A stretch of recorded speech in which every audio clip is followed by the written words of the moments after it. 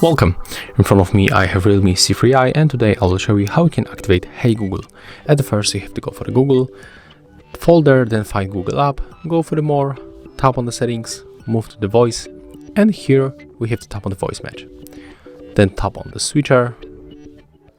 As you can see, there is the notification that we will access our assistant with Hey Google, so click next, then tap on the switcher, and as you can see in my case the Hey Google is already ready.